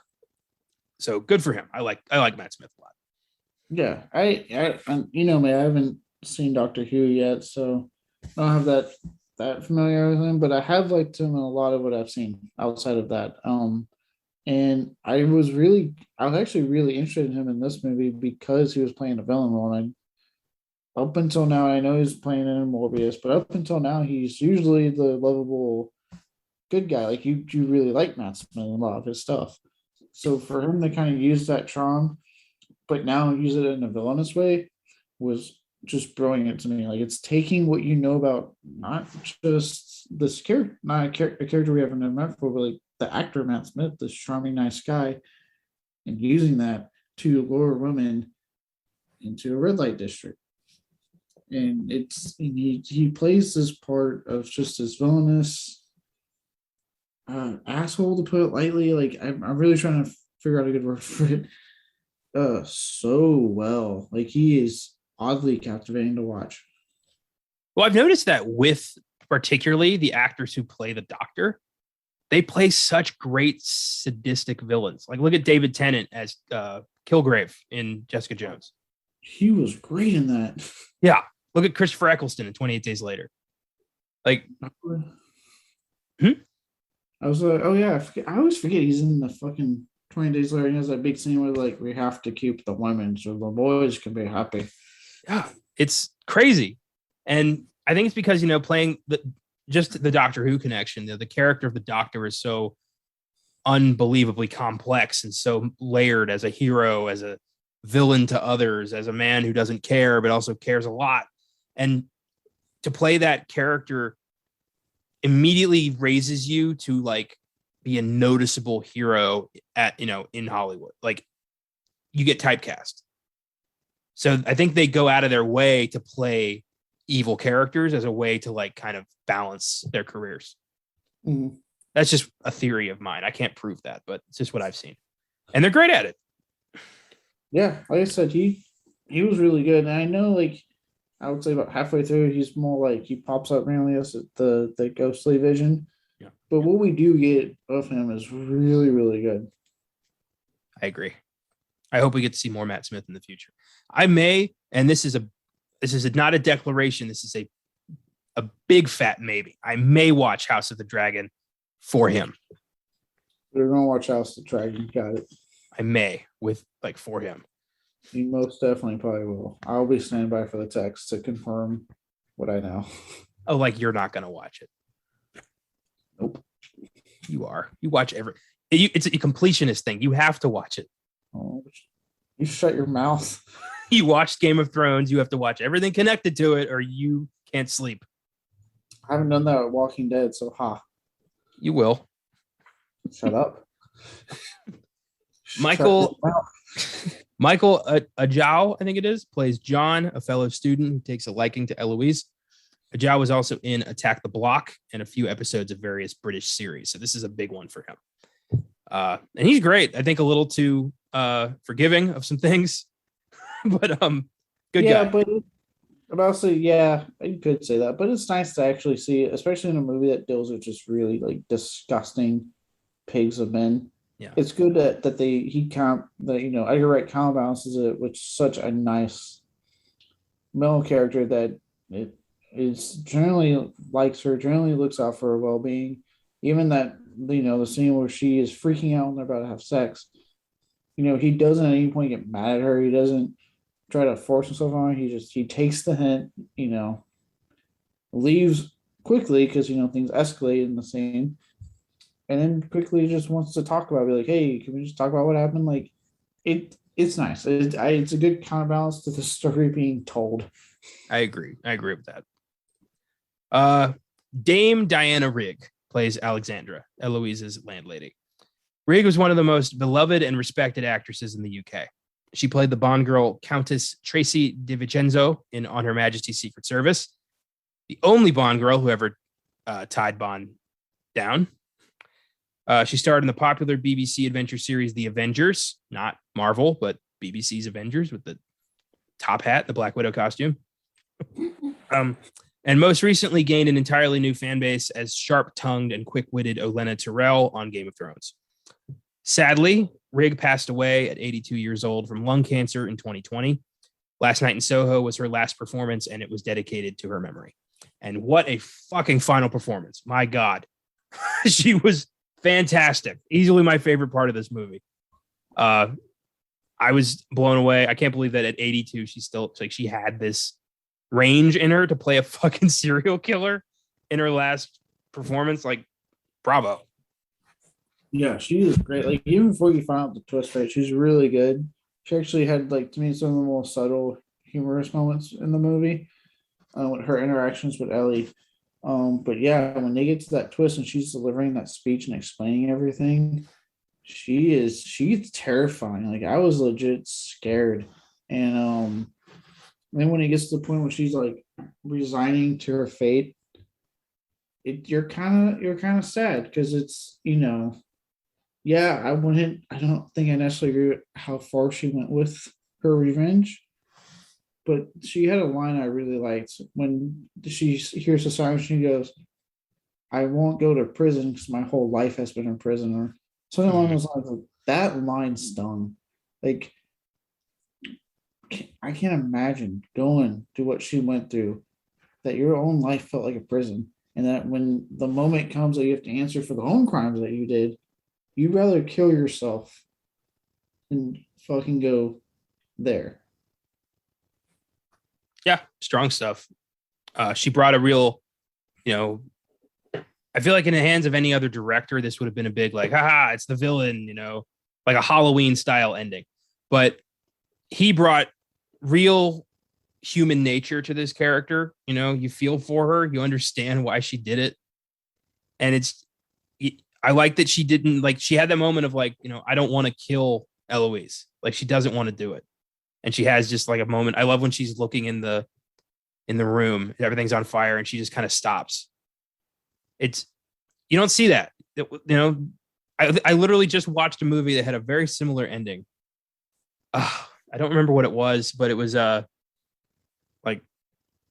very much like this, and I think it ended the typical way. So I was like, oh, okay, this is nice. This is refreshing.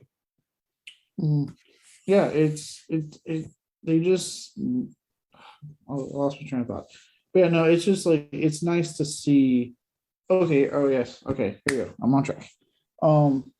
It to me it was so refreshing and so like how they humanized her so well that I remember when it got to the part where Ellie's getting grabbed by all the dudes in the bed, and the guy host one goes, "Help me."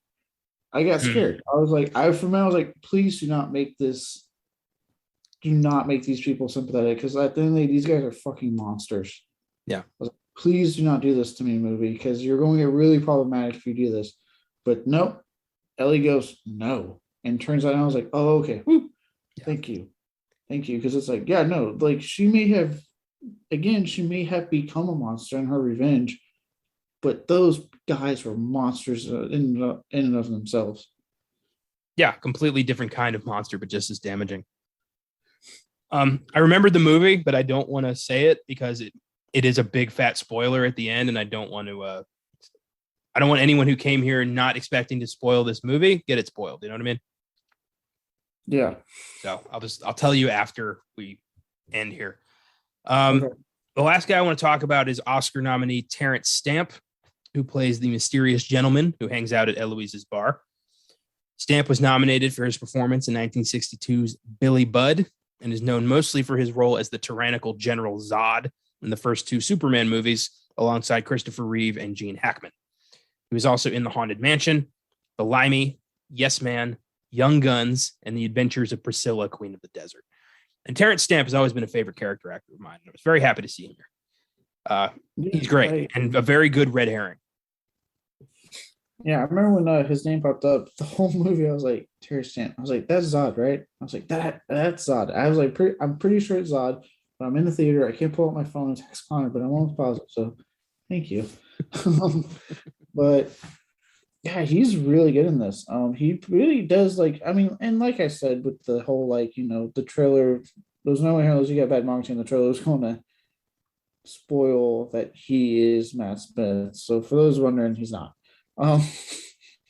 But as far as his performance and what you're watching, he does a good job of making you think throughout most of the movie, like, oh, okay, he has to be like he's great. He comes off creepy and slimy and sleazy and just like a dude that's like he comes off like that old dude that just is not mentally his age. He still thinks he's much younger than he actually is. So he hits on all these like super young ladies, and it's just more creepy than anything else. Well, he brings that up in the movie. Like she's, when Eloise tries to talk to him, she said, like, I heard you were kind of a ladies' man back in the day. And he goes, how dare you? I still am. Like, are you? But you're drinking alone a lot there, buddy. Yeah. Creepily staring at young women and trying to touch them is not being a ladies' man.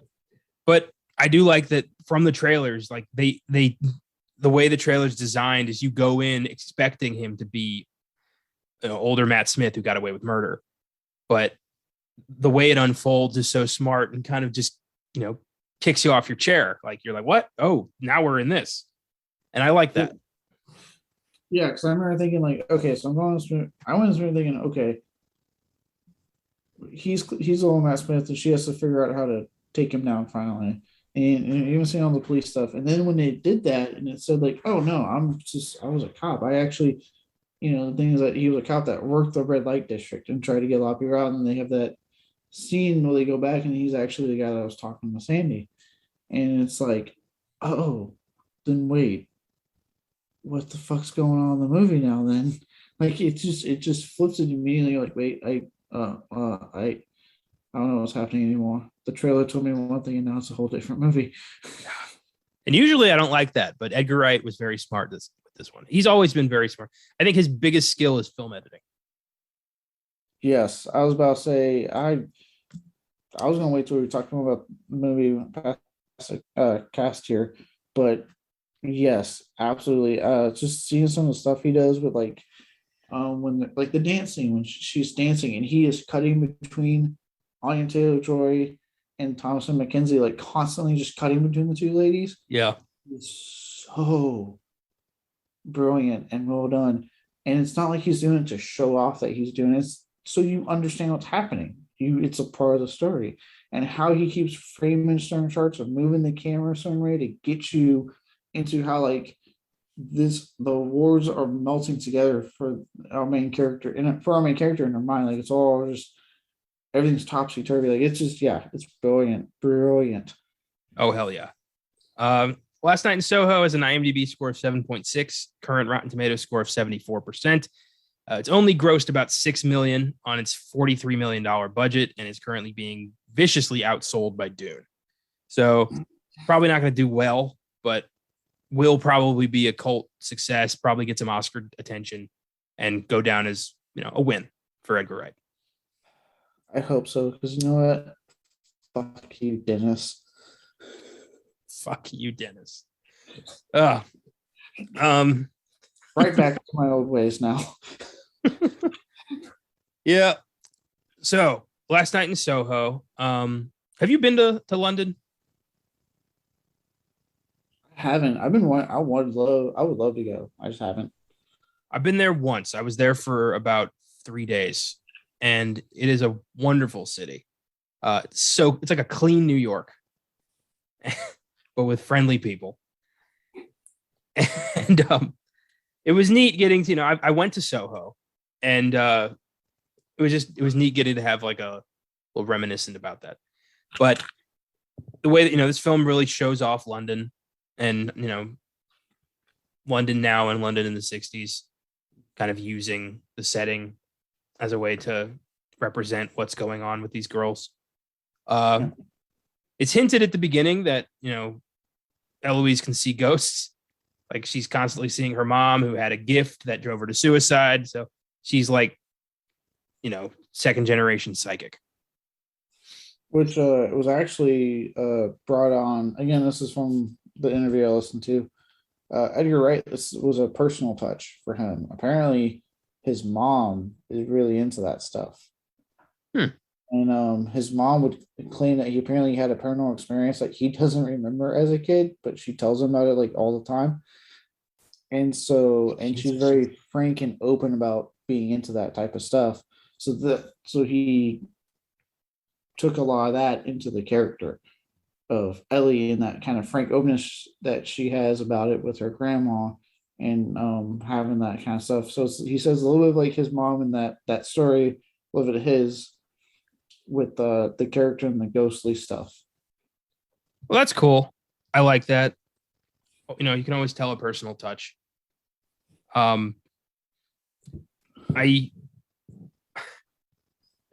haven't talked much about Jocasta, the horrible roommate.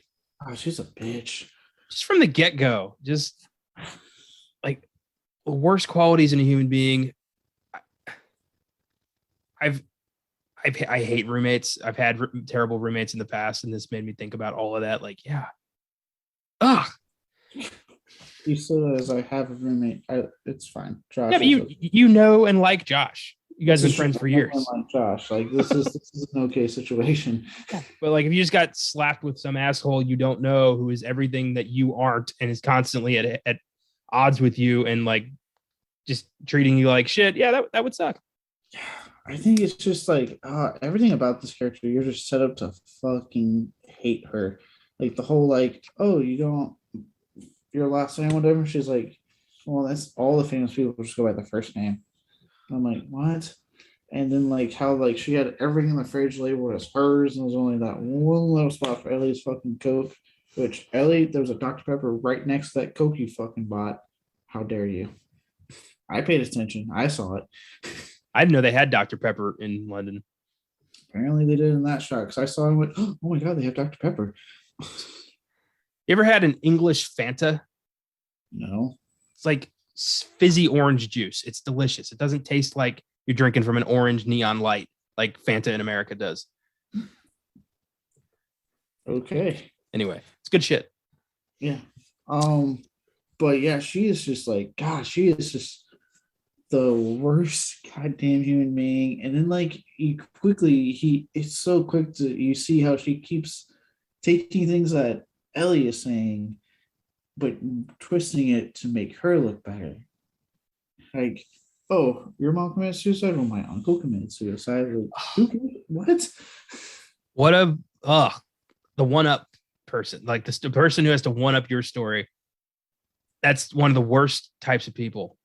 Especially if your version of one upping is on suicide. Like, what the fuck? Oh, your mom committed suicide? Well, my brother committed suicide. Oh, okay. I didn't know this was a competition on which loved one we were close to committed suicide and how old we were when it happened. You can, if you ever meet any of these people, you can turn the tide of a conversation to be absolutely hilarious by constantly making outlandish lies that they then try to one up. And you can turn these people into your own like walking chapter books. It's hilarious. I would want to say shoot them and end their misery, but that works too. Yeah. Just say, my uncle went to the moon in like 75. It's like, oh yeah, well, my grandfather went to Mars.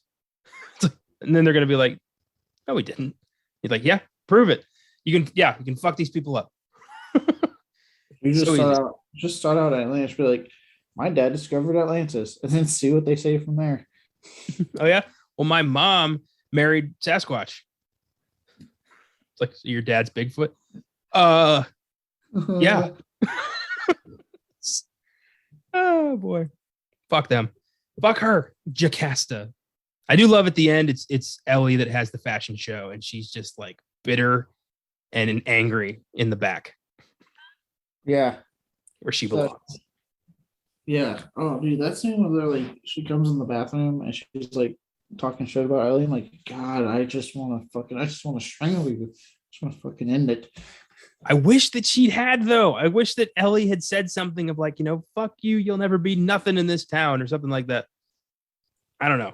I wanted her to channel a little bit of Sandy and be a tough ass bitch for a second there. Yeah, but I mean, she got the fashion show, so she did win in the end. She got a loving boyfriend. She made her family proud. She's going to be a talented fashion designer, and nobody is ever going to hear of fucking Jocasta. So of Jocasta, JJ of the Costa. I don't know.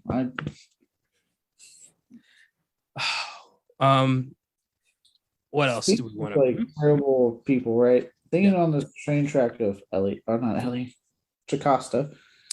Talk about her intro to London in general.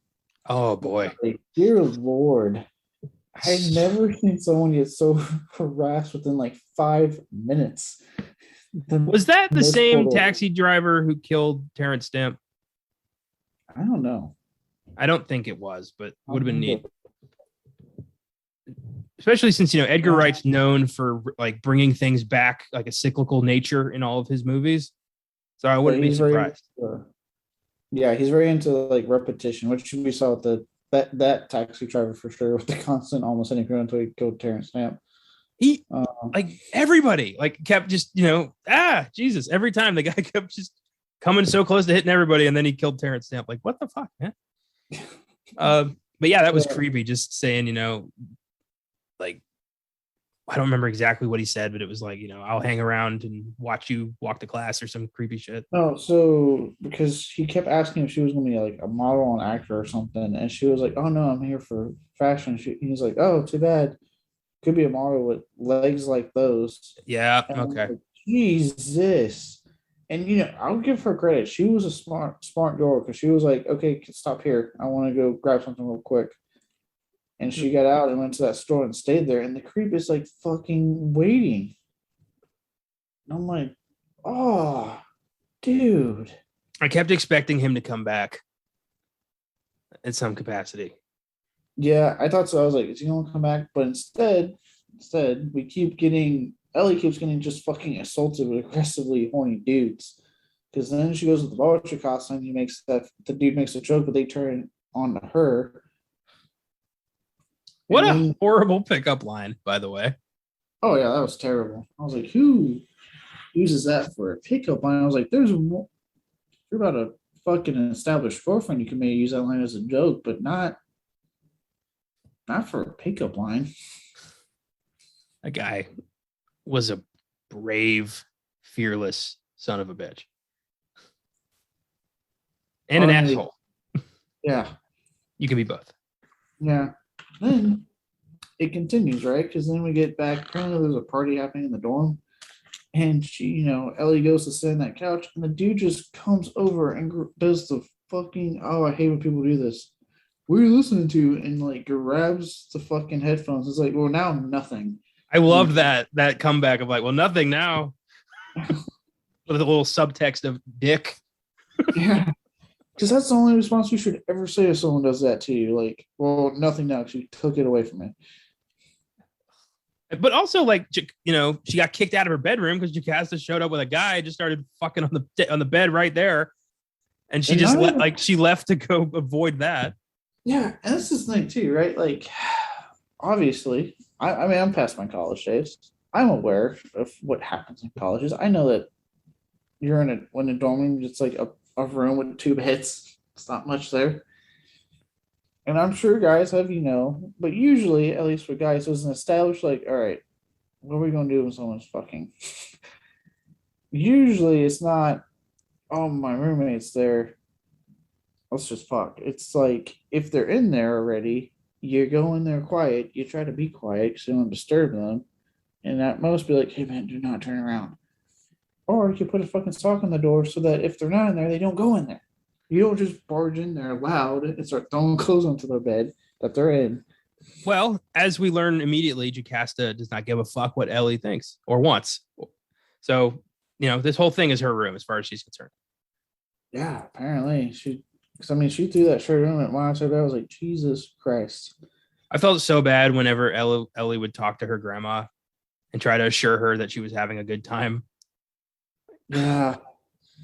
Until she finally broke on one phone call, and I was like, oh, God damn it. Yeah. I've never seen, there's actually an dude, Ellie. It has to go back to talking about that twist. A scene I really liked was when it was a Sandy scene, and they keep having her go to the table. Hey, what's your name? She says a random name to prove a point and they say the same thing. Oh, that's a nice name.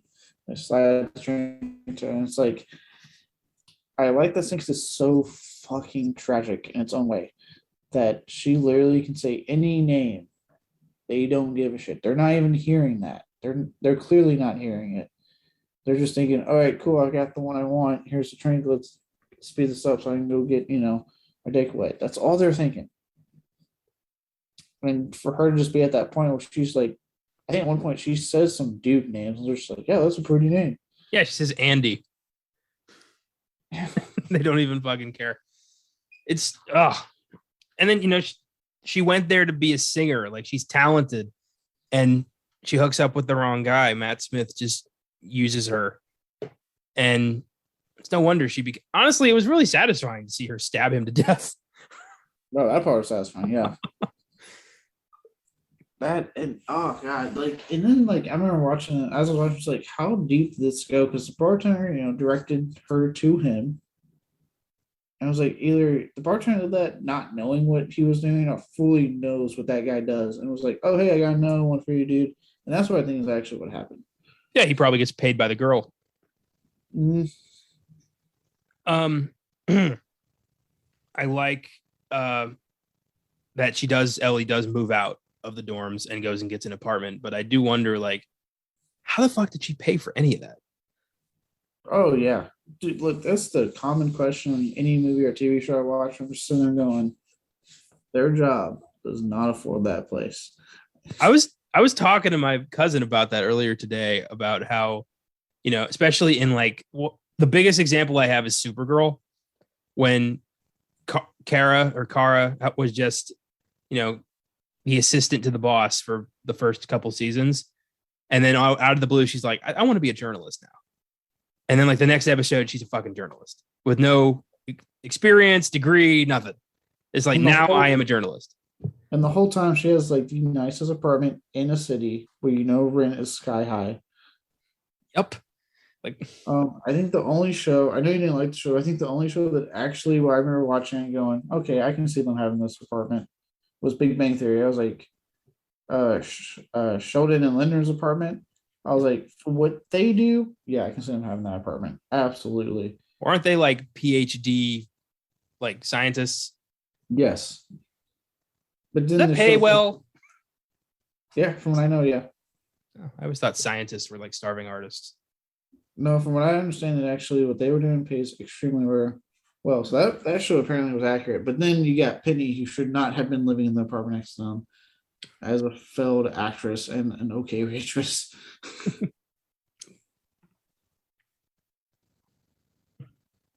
Well, I don't like the Big Bang Theory.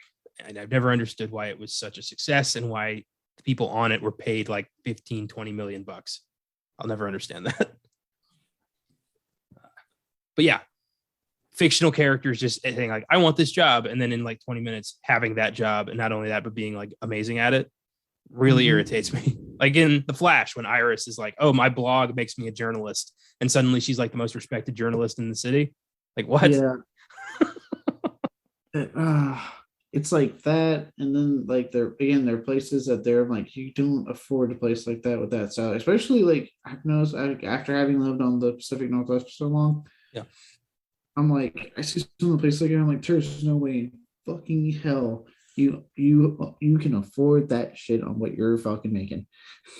well, I mean, she has a blog and he's a CSI, so naturally they have like a 50,000 a month penthouse apartment in the center of the city. Naturally, not living on the outskirts of town in a semi decent apartment. Even when Oliver Queen went broke, he still had a giant like condo in the middle of town. Yeah, that's right. Like, all right, I guess we're just fucking. No one cares how much what actual living looks like. At least the Winchesters, inherited the bunker. They stayed in motels. Like they knew what they were about. Yeah, and even then, I've stayed in motels. They stay in. Even then, one fallacy: their motels have good Wi-Fi. I have yet to stay in a motel where I have fucking good Wi-Fi. If you look carefully, the partition in the room is the same every time. They're staying in the same fucking room every single time. It's just different wallpaper. Motel owner knows in my name, like, oh, the Winchesters, you're back. I miss that show. But hey, season 3, we get us some Jensen Ackles going. That's true. Uncaged, if you will. Uncaged Jensen Ackles. And if we want our Jared fix, we could always watch Walker, but I don't need that. I'm okay. If it's Jared, Chuck Norris is Walker, Texas Ranger. I'm okay. I don't remember where we were with the movie. New point. The scene where she gets like sworn by the ghosts in the library, I thought was really creepy. The design of the ghost, by the way, super creepy. No eyes, just face like a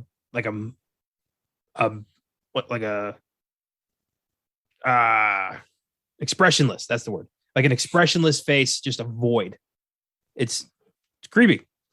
Yeah, I was a big fan of how the ghost looked in this, because again, Edgar Wright found a way to be original, in my opinion, with the look of the ghost. It's just not what you've been seeing ad nauseum with thanks to films like The Conjuring and all that stuff. They had a very unique look, and yeah, that scene I remember that was creepy the way it was filmed, and I think like the lead up was like the dude leaves to go do his research.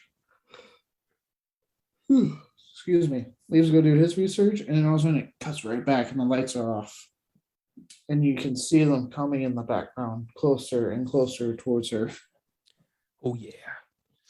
So the ending where she sees her mom in the mirror and then she sees Sandy. To me, that implied that this isn't over. Maybe, but then she walks over and does the finger thing. that she did at the beginning. So I wonder if it was more of like Sandy showing that she's found acceptance in death, almost like Maybe. it's almost like her way of showing like a last thanks. Like you finally gave me the peace I've so long needed. But that look on Ellie's face of like, oh shit, there she is again, gave me a vibe of like, oh boy, what now? Yeah. I don't know. I mean, Edgar's not one for sequels, so I doubt we'll ever get a follow up to that. But I'll take it. Yeah. And that's probably why I took it that way. It's like we're probably not gonna get a sequel to this. So I took it as like her way of saying thank you for giving me the peace that I have so been searching for. Yeah, I'll take it. I felt bad for the cop, like for when she went to see the cops, and that one cop's just laughing at her. So many people just laugh at her. Yeah, because it really something that no one's really to me been talking about as much, that this really plays up almost probably unintentionally. I don't probably wasn't really Edgar Wright's intention. It could have been, I don't know. But it really plays up the idea of like city versus country, like how especially city people view country people like, oh, you're brand new to the city, you're from a town no one knows of, and you're coming off these product claims, you must be crazy. This is London. Fuck off, you know? Yeah, I think you're right. He always manages to throw a lot of really interesting themes into his work. Like Shaun of the Dead, the idea that we're all just zombies already, waiting for the end. Hot Fuzz, that Hot Fuzz dealt very much with city versus country. Yeah. So he's already, he's got precedent talking about this shit in the past. And then The World's End is a great look into, how great were the glory days. Actually, that comes up in this movie too. That's Yeah, nostalgia. Yeah, interesting. I wonder if Edgar Wright clearly has themes he likes visiting. And the music in this movie, he was very big into music with Scott Pilgrim versus the Ward and Baby Driver. Boom. His soundtracks are fucking great. The music he picked for this movie was awesome. Just the record player and everyone kind of being like, "Oh, you like that stuff?" and all the older people being like, "Oh, I remember that." Oh yeah. Yeah, I like how when she's talking to her landlady that was Sandy, and she's like, "That's not from your time period." Yeah, but I like it. That's weird. I've always kind of had a very broad music taste, and nobody's ever been like, "You like music from that long ago? Are you insane?" Like, yeah, it's a weird stance to take. Weird hill to die on. Luckily, I haven't had that issue either, but that's because I assault people with the music I do listen to a lot. True. And they go, "Oh, thank God you're playing Led Zeppelin." Oh, the cat in Captain Marvel, who's like unassuming on the outside, but inside is a fucking alien monster demon that like swallowed a scroll. As you, and that's a compliment. Yeah, that's what I say. Like for me, I'm sure like after like hearing Cannibal Corpse or Lamb of God or Slipknot, they're just like, what? And the next thing you know, I'm like, let's listen to some AC/DC. Let's put on some The Who, and they're like, oh, thank God. Oh, fucking yes. Well, anything else in Last Night in Soho you want to spotlight? Not off the bat. I just really went in with like I said, like this. I'm very, very, very over the hill happy to say that Edgar Wright's flawless streak, in my opinion, for me, continues. I think it does make me sad to see, all joking aside with the whole Dune thing and it not this may not doing so well. It does make me sad to see that this isn't doing well, but I think it will. They talk about all the time. A lot of these guys, when I'm listening to like the podcast with interviews and stuff, it's not necessarily the opening weekend that matters. It's the years. And I do think this will be a film that will stand the test of time, will gain a big following amongst the Edgar Wright fan base, and do find years down the line. I think, like I said, he's always had horror tendency in prior works, but seeing him really strip away the more comedic stuff, which again, I love his comedy, but seeing him strip away and go straight for horror, and he does it so fucking well in this movie, and just makes such a mesmerizing movie. And yeah, I could go on about this one all day. This one right now is sitting at a very high 8, close to a 9. I really walked away impressed with this movie. That's awesome. I'm glad you enjoyed it. I give this an 8 as well. Yeah, Bright is a director I've always enjoyed and always look forward to seeing what he's going to do next. I often think about the Ant-Man movie that never was, you know? Hey, he talked about that on the podcast also, actually. He gave a little insight. Luckily, in case anyone's wondering, the door is still open for him to work with Marvel. He did not leave on bad terms. When he was developing the film, it was well before the MCU was started, so it was very much his version of an Ant-Man film. And then as the MCU became a thing, and it became more established, and he was having talks with Feige, he was like, hey, he told Feige, he's like, hey, look, what I want to do in Ant-Man does not fit with what you guys are doing with the MCU.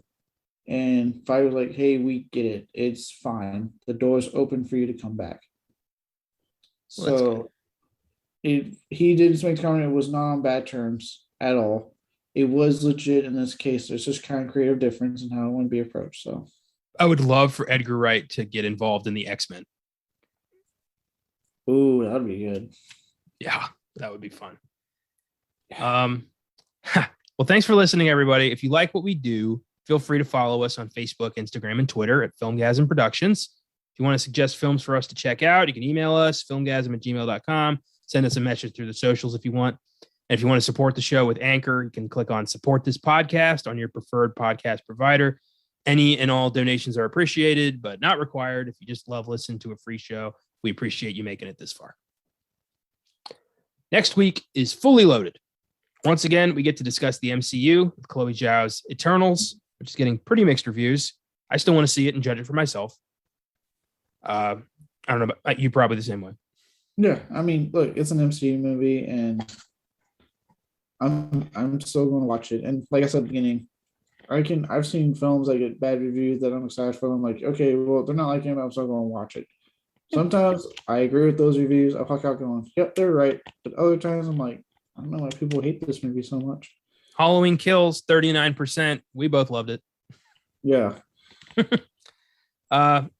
Also, the critically acclaimed Princess Diana biopic Spencer and James Samuel's Western The Harder They Fall. We also get these two films, so tune in next week to hear our thoughts on some more new releases. Harder They Fall will be on Netflix. Spencer and Eternals will be in theaters. I'm looking forward to Spencer. I know a lot of people are like, Kristen Stewart is Princess Diana. What the fuck? I think she shows promise. In the trailer, she looked like she really captured Diana, and I'm hearing nothing but praise for her performance. So I'm on board. I know you're probably going to avoid this with a 10-foot pole. Yes, but not because of Kristen Stewart, just because it's not look good to me. Yeah, you just don't care.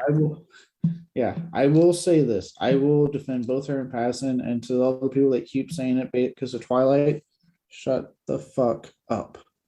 They're actors, okay? They play different parts. People grow. Both Kristen Stewart and Mark Pattinson are actually really good actors. So stop bitching. Stop complaining that Pattinson's fucking Batman, because I bet she's going to blow your fucking asses out of the water. Stop bitching that, Kristen Stewart's playing Spencer, because apparently she's really awesome in the movie based off the reviews for it. So just get over it. Like, they're great actors, and I do hope the best for them. Yes. And The Harder They Fall looks fucking awesome.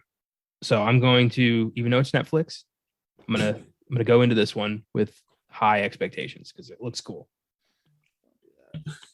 Don't go on there with high expectations. Go on there with, okay, let's give this one a shot. All right, fine. Also, don't miss The Descent on Wednesday's Filmgazm podcast and a Best Picture showdown on last year's winner, Nomadland, on Oscars Sunday. Have a great week and keep watching movies.